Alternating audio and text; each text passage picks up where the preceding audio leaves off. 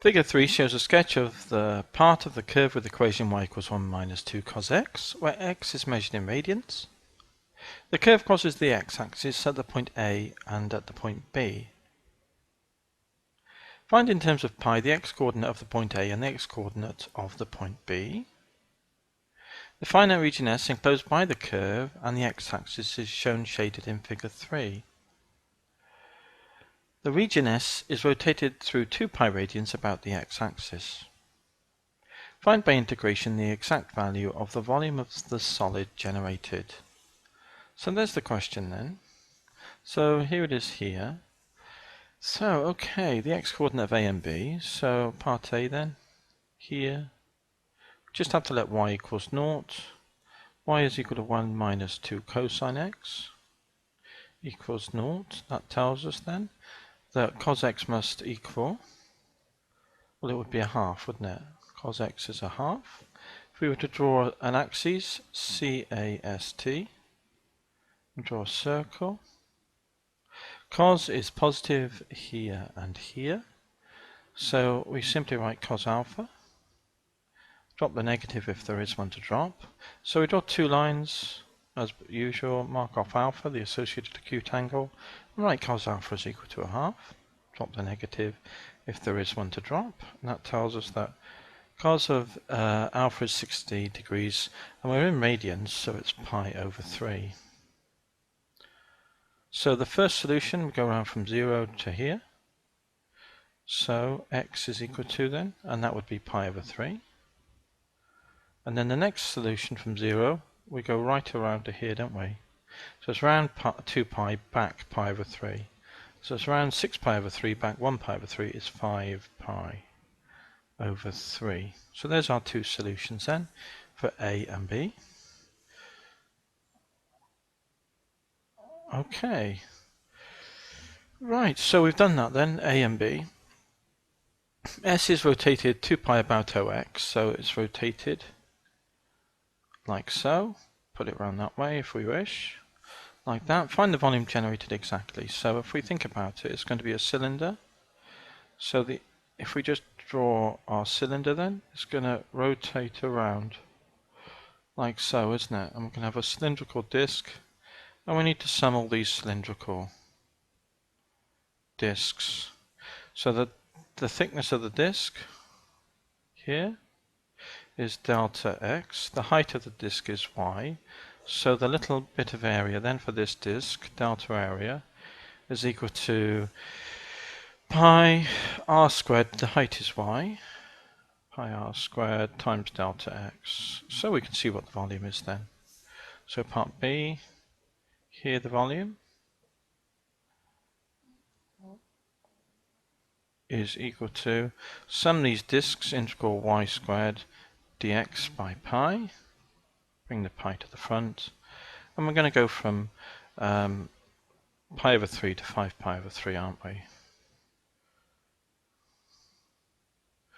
So let's have a look, double check that. Yeah, pi over 3 to 5 pi over 3. Integral pi y squared dx is sum those. There's our volume. So that equals pi integral. Now y is 1 minus 2 cos x, so it's 1 minus 2 cosine x squared dx, pi over 3 to 5 pi over 3, which equals pi times, square this bracket then, 1 minus 4, isn't it, cos x, plus 4 cosine squared x dx, which equals pi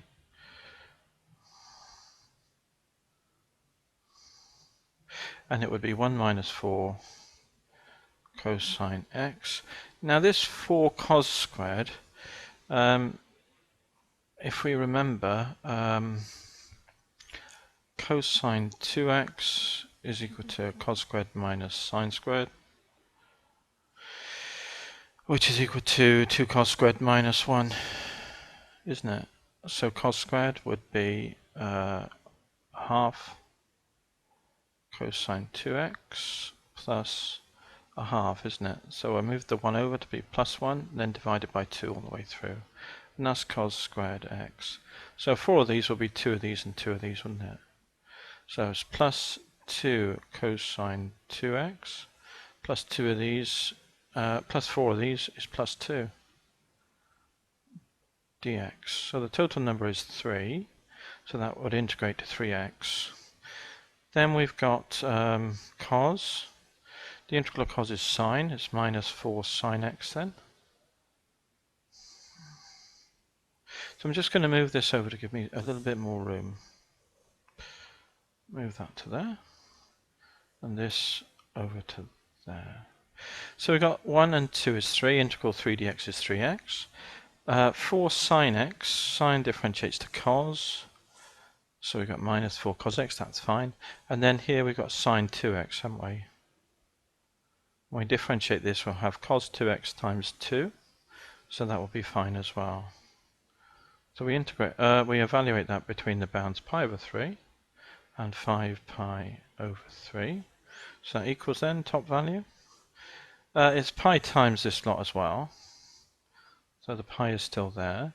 And then it's 15 pi over 3, so that's 5 pi minus 4 sine of 5 pi over 3 plus sine of 2 lots of 5 is 10 pi over 3. That's the top value minus the bottom value. So that would be 3 times pi over 3 is pi minus 4 sine pi over 3 plus sine 2 pi over 3, isn't it? So what have we got here? Well, we could tap it in the calculator if we wanted. It's pi. 5 pi take pi is 4 pi. So that's that one and that one. Now we've got a 4 sine 5 pi over 3. We could tap it in the calculator if we wanted. We could type all these in the calculator probably.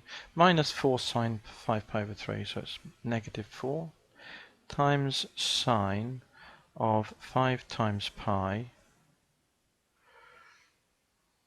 divided by 3, close bracket, so that was that one, plus sine 10 pi over 3 plus sine 10 times pi divided by 3, close that bracket, minus minus is plus, so it's plus 4 times sine pi divided by 3, close that bracket, plus sine 2 pi over 3 with a minus, because it's minus, isn't it? Minus sine of 2 times pi divided by 3, close bracket. So I'm just going to check that again before, let's press equals here, 3 root 3, let's just check that again then. So we got 4 sine, minus 4 sine 5 pi over 3, so let's go back to the beginning, oops, and see what we get. Minus 4 sine 5 pi over 3, plus sine 10 pi over 3, which is what we've got, minus, and minus is a plus, 4 sine pi over 3, and minus sine 2 pi over 3, equals 3 root 3. There we go. So it's plus 3 root 3. Yeah. So that would work, that's the answer there then, isn't it? So it's pi times 4 pi plus 3 root 3. Units cubed because it's volume.